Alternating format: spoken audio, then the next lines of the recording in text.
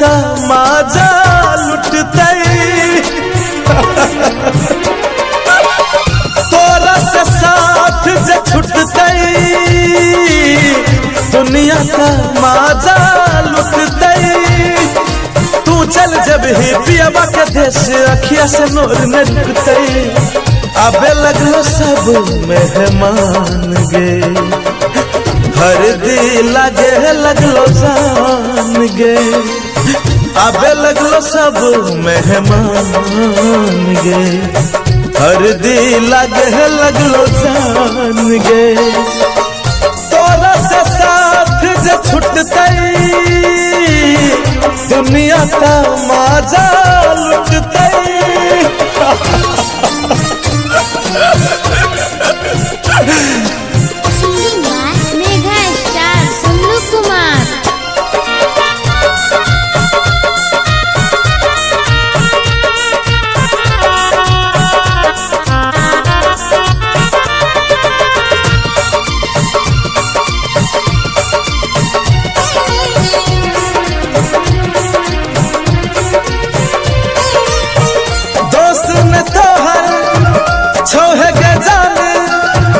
किस्मत के है लिखल के भगवान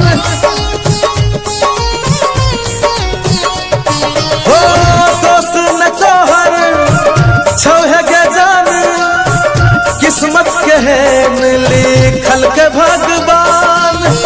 हमर दुआ छौ तोरा साथ ससुरा में तोरा मिलो सम्मान।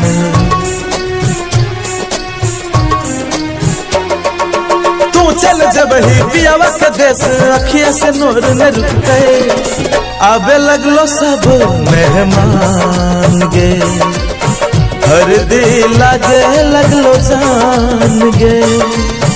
आबे लगलो सब मेहमान गे हर दिल लागे लगलो जान गे। तोरा से साथ जे छुटतई दुनिया का माजा लुटतई।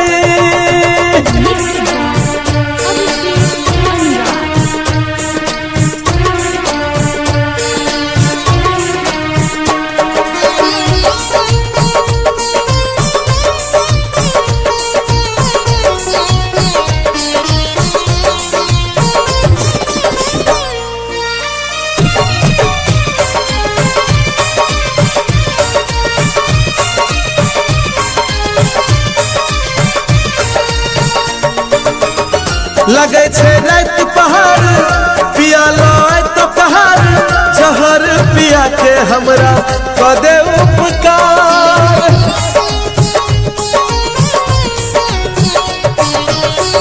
लगे छे रात पहाड़ पिया लो तो पहाड़ जहर पिया के हमरा कदे उपकार।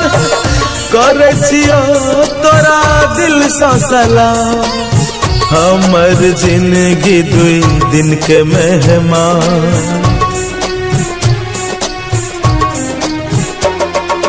तू चल जब ही पियावा के देश अखिया से नोर न रुकते। आबे लगलो सब मेहमान गे हर दिल लागे लगलो जान गे।